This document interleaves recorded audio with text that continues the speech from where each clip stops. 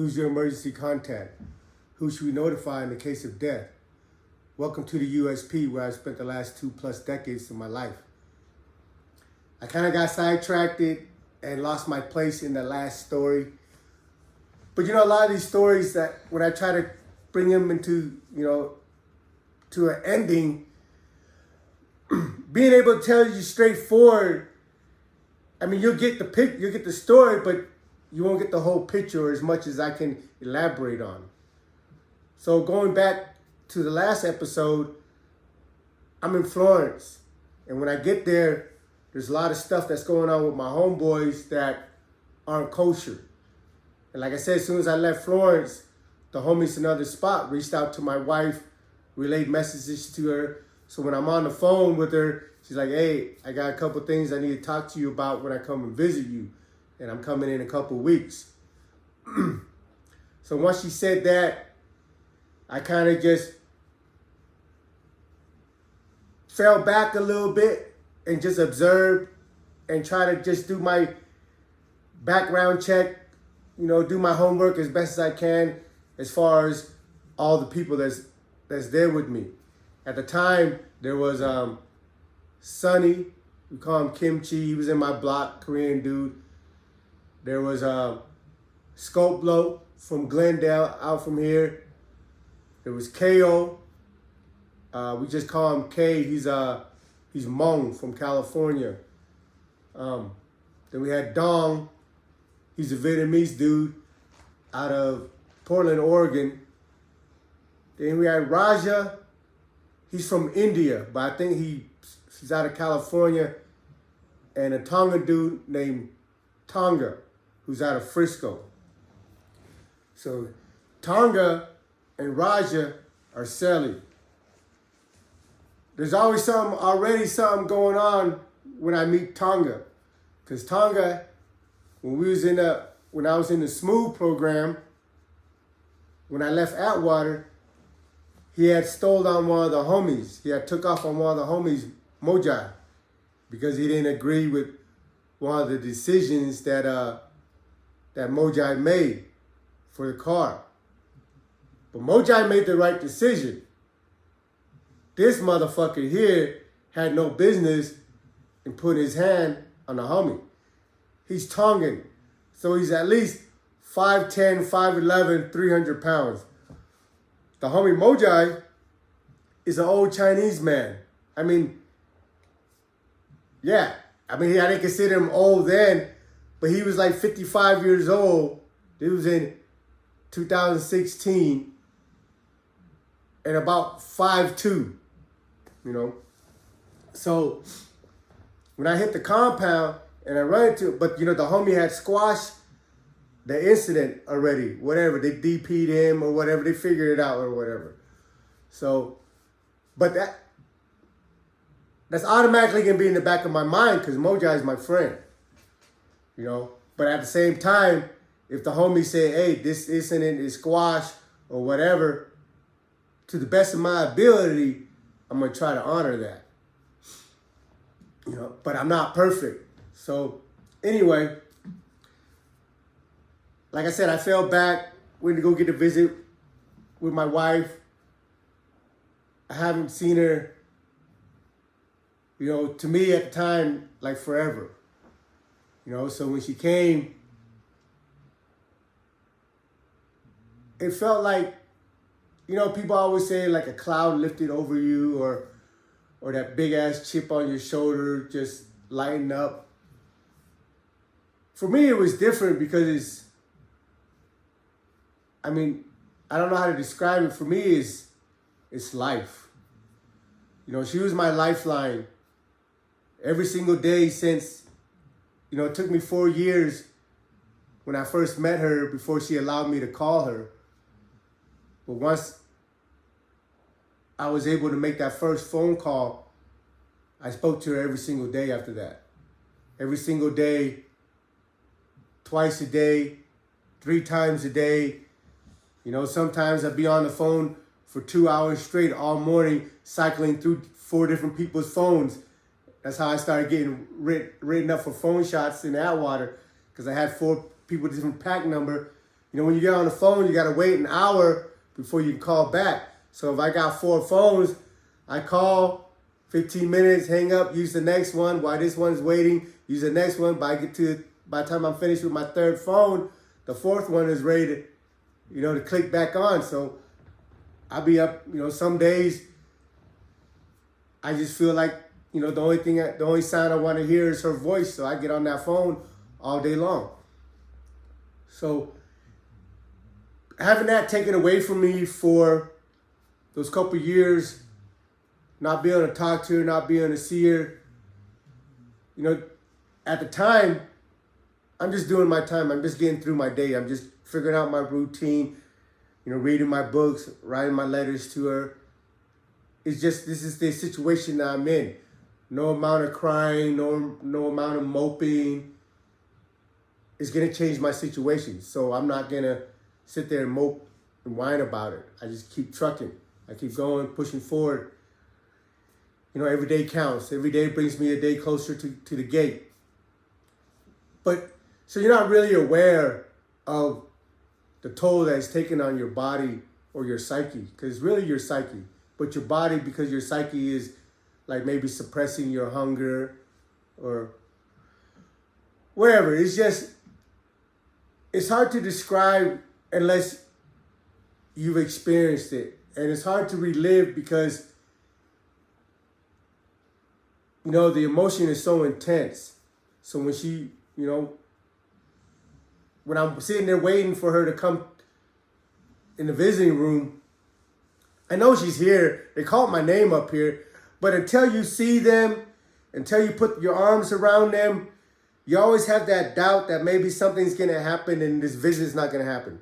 Just like every single time I call my wife, when they call, on your end, you hear the other person picking up the phone. As soon as they pick up the phone, you hear a click and the recording comes on. You have a prepaid call from the federal penitentiary, from Inmate, then it says your name.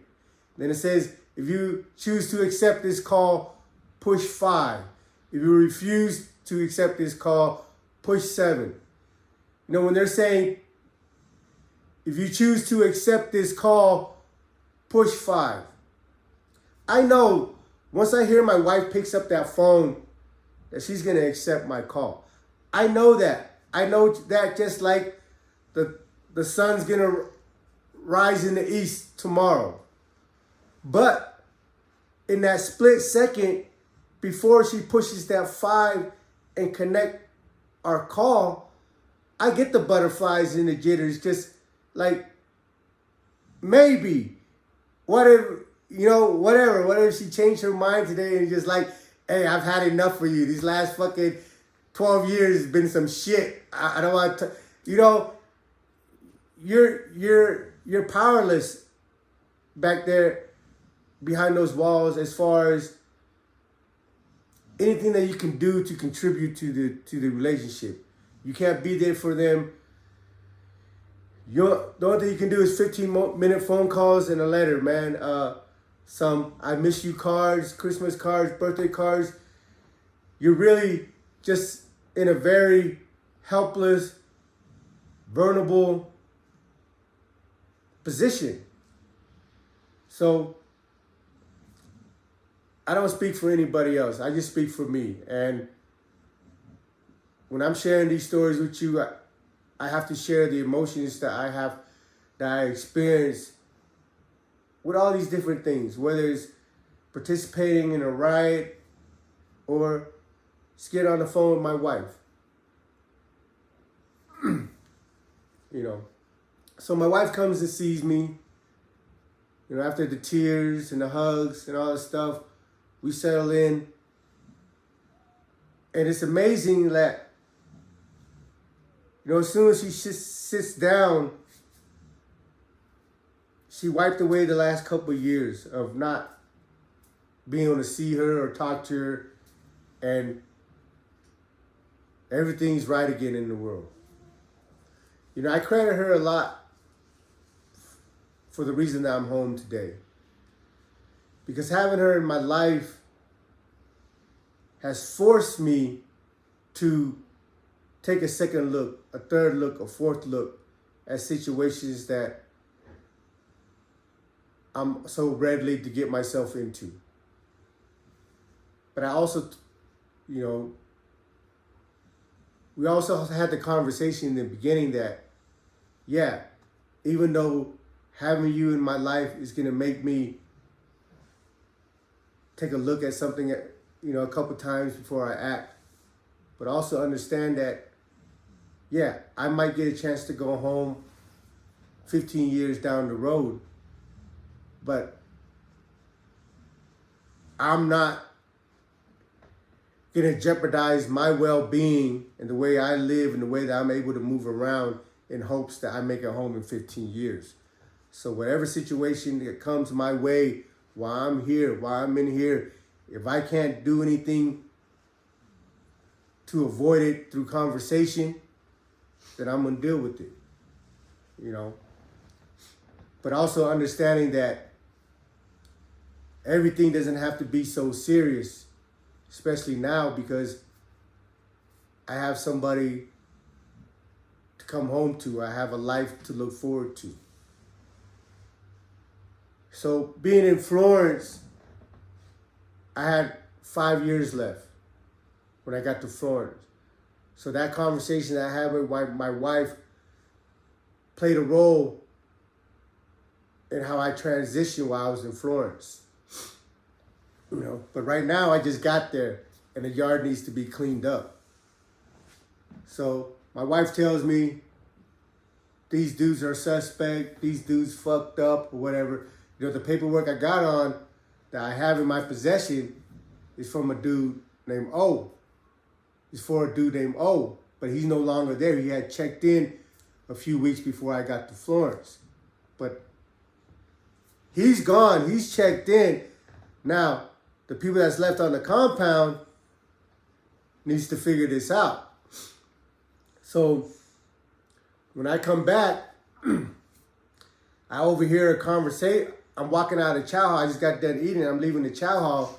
So the homies over there, the dude Raja, Kay, and Scope, they're at the table talking about, about this other dude from India.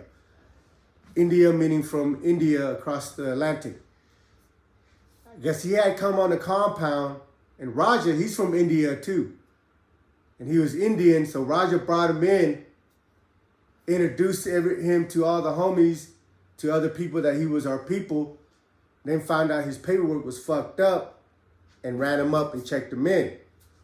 Well, at this particular time, the dudes in the shoe tried to come back on the yard. So the SIS came and hit up Raja about letting this dude back on the yard. So that's the conversation they're having. So when I walk by, they come and they ask me, say, hey man, what do we do about this dude? He's Indian, he runs with us, but we checked him in because he's a rat, but now he wants to come back on the compound, but he wants to run white. For me, I'm just like, how the fuck are we even having this conversation? Like, how the fuck is this dude that just ran Asian and is a rat, got checked in, is able to be able to come back out on the compound and run with the white boys? One, the white boy is not going to accept him in their car, not only because he's not white, but because he's a rat. And two, if we don't claim him no more, we can't just allow him to walk around because everybody already knows that he was part of us. So I told him, I said, listen, how the fuck are we, when it comes to these things, I'm real blunt. I don't have a lot of patience just for dumb shit, because these things right here can mean our livelihood. Because one, if he comes out, somebody's got to punish him. And that person that's punishing him might end up killing him. Or he might end up getting the best of the people that we're sending to punish him. So there's never just a clean cut, safe shit to do. So when it comes to these things, I need to make sure that everybody that's in the conversation knows what needs to be done and knows the potential risk is at stake here. So when they're debating this thing about, oh, maybe it's a possibility this dude can come and run white and we don't have to do anything with him, it just kind of like baffles me and pisses me off. So I give it to him straight. I say, hey, listen, that dude cannot come out and run white. The whites are not going to let him run white because he's not white. And 2, he's a rat. 3, if he does come out, the responsibility falls on us because he's our people. And I'm pointing to Raja, you brought him around. You introduced him to everybody. So when he comes back on the compound, it's your business to deal with. But if you need somebody to go with you, we'll figure that out. But you're dealing with that situation. Because, he's been on that compound acting like he's a spokesman, putting in his 2 cents. And I find out he's the one that clears O's books, O's paperwork. And part of the reason is, like, when I first met him, the first day I come in, I sit down at the table, and this dude, Roger's like, I say, what's up, man? My name's Mason. He goes, oh, yeah, I know who you are. I said, oh, yeah? I said, we've been somewhere together before? He's like, yeah, we was in Lompoc.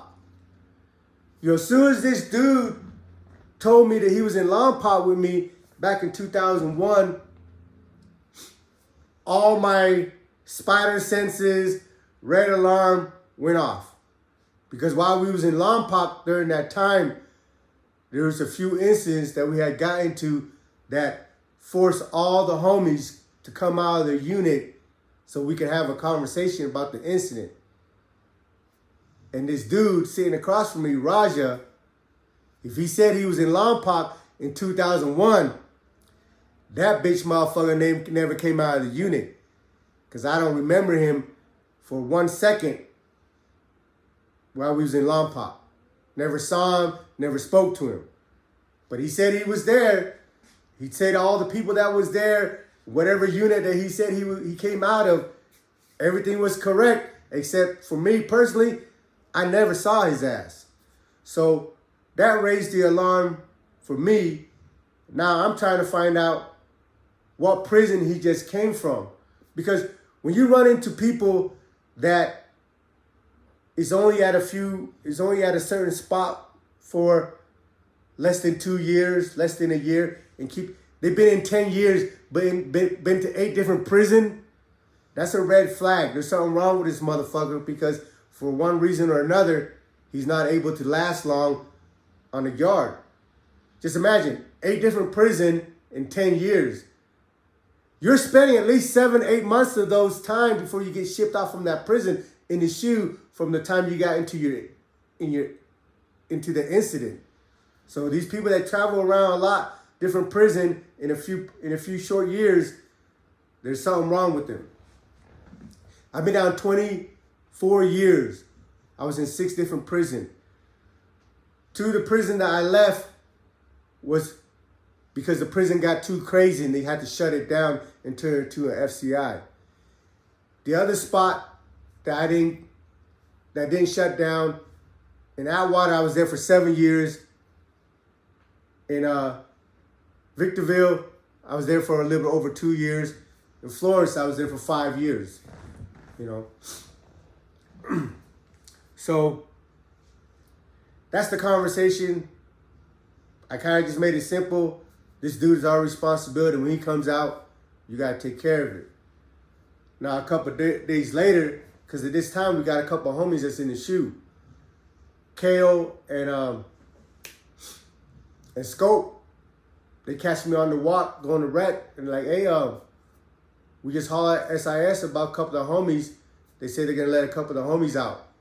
Because we had Dong from Portland. He was still in the shoe for making wine or whatever. And so when they told me about Dong, I asked them about the Indian dude. I said, what's up with the Indian dude? Oh, he says, SIS said not to worry about that no more. that he already talked to Raja. I said, so what's the conversation? He said, Scope said that Raja said, or the SIS said that Raja said not to let the dude from India out because we have a problem with him. And if he comes out, we're going to have to hurt him or something.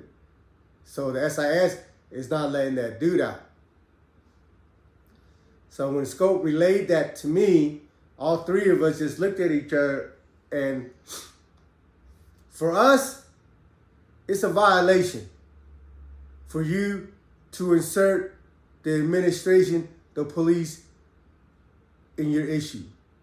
You never go to the police, to the SIS, and tell somebody they can't come on the yard. Oh, he's a rat, he can't come on the yard. Oh, he's a thief, he can't come on the yard. Oh, I have issues with him, he can't come out in the yard. No. Whatever's going on with us and whoever's in the shoe, it's between us and whoever's in the shoe. If these motherfuckers want to come out, you let them out. You don't stop them. You don't get the police to stop them from getting out. You let them out. And you deal with them.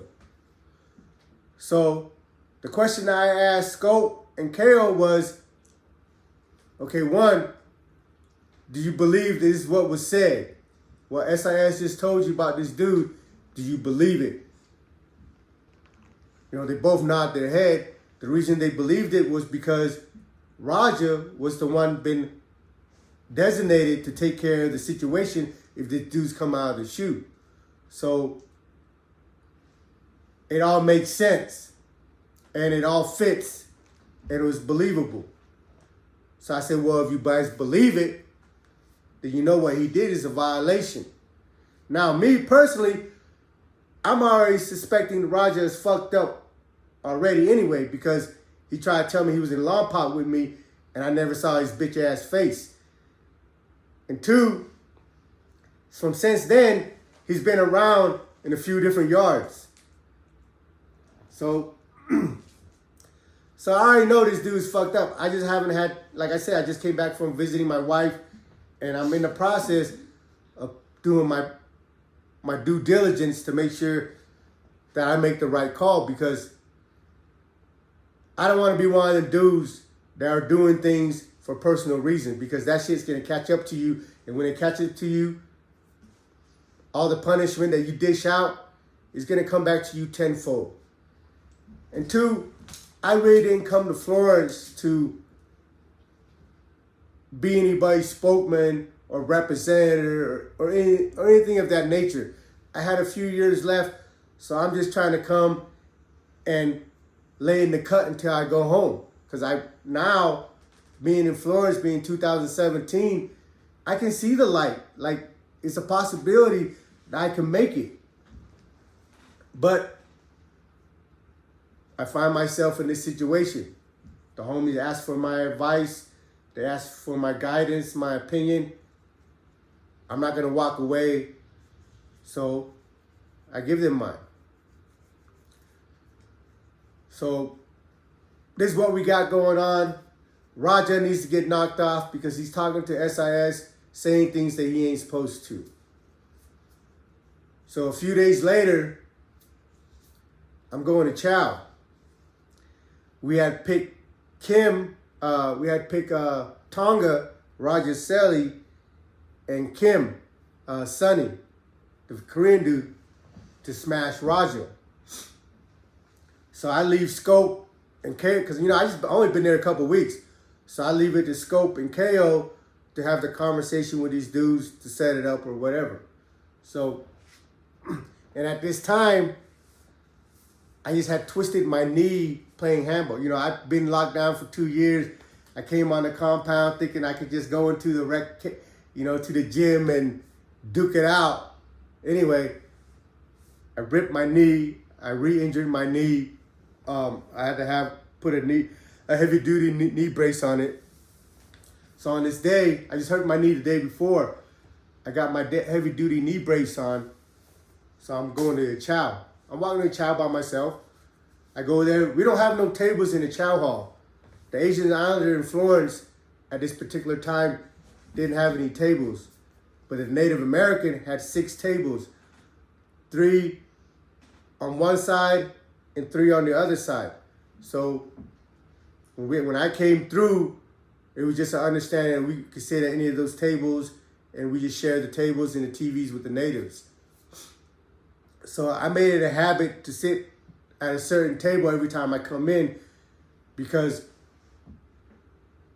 eventually all these Native American is going to get funneled out. Everybody on the compound, they're going to be there a few years, going to catch the bus and move on, and new people is going to come.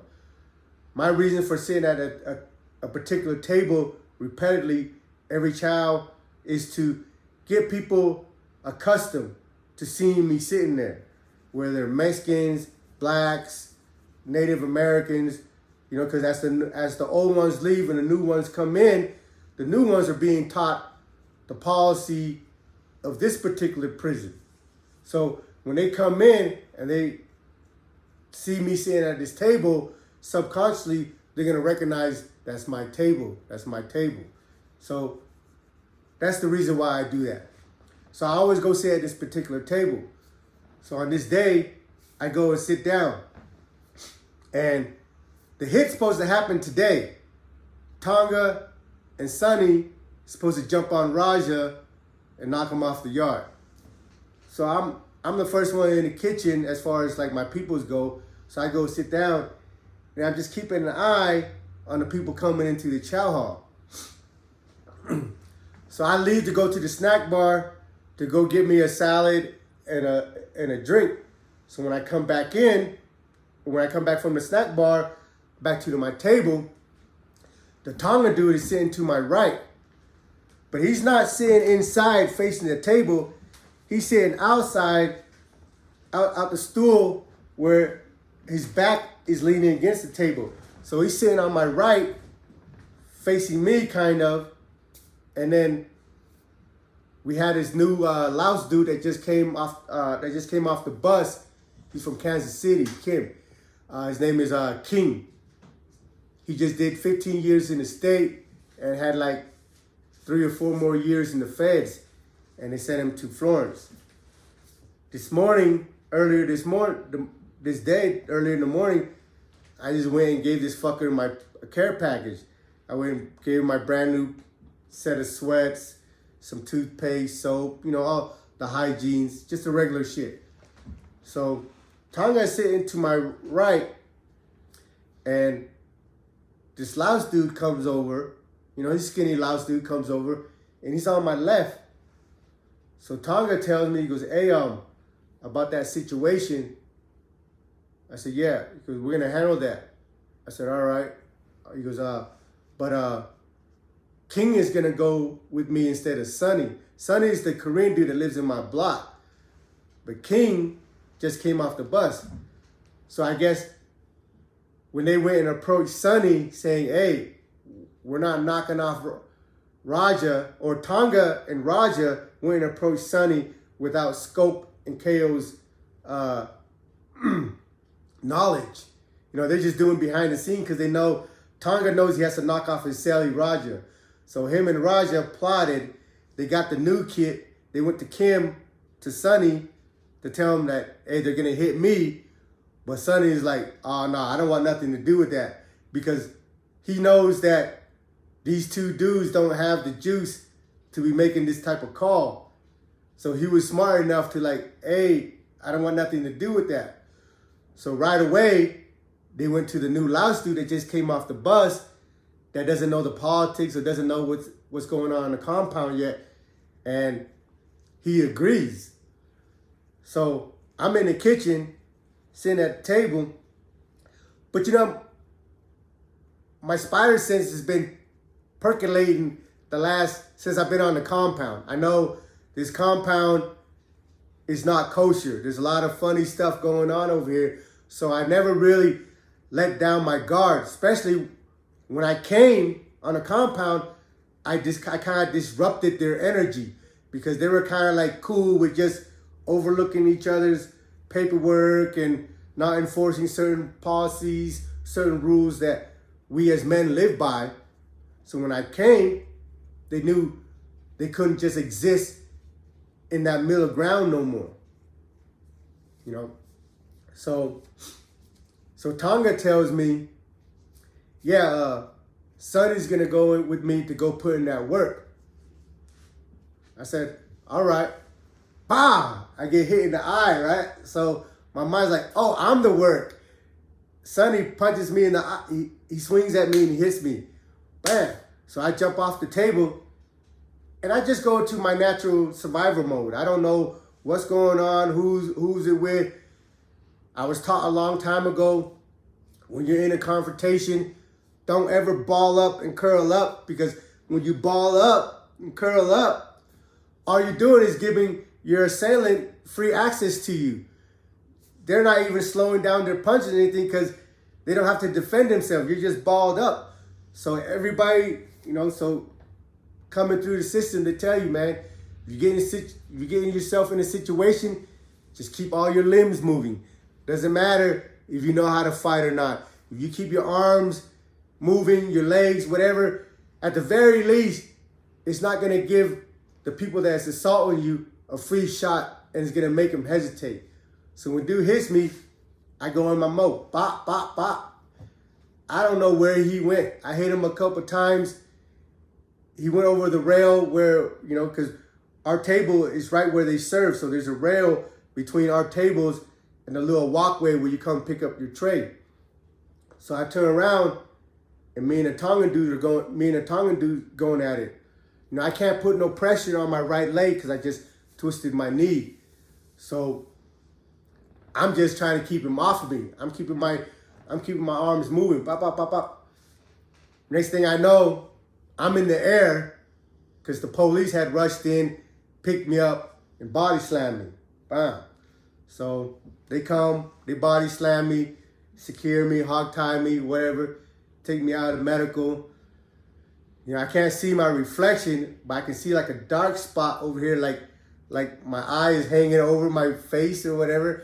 So I already know. I was like, yeah, I got a black eye. I already know my glasses got split in half, busted my glasses.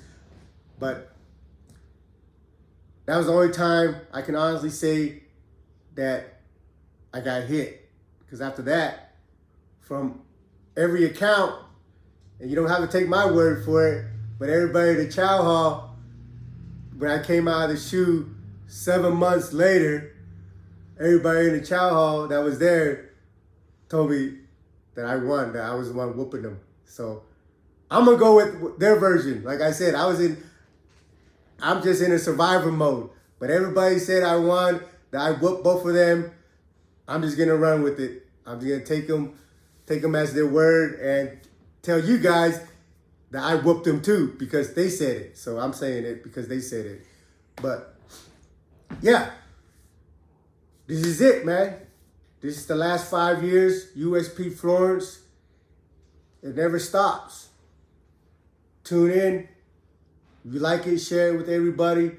I'm so grateful for you guys' love and support. Welcome to the USP.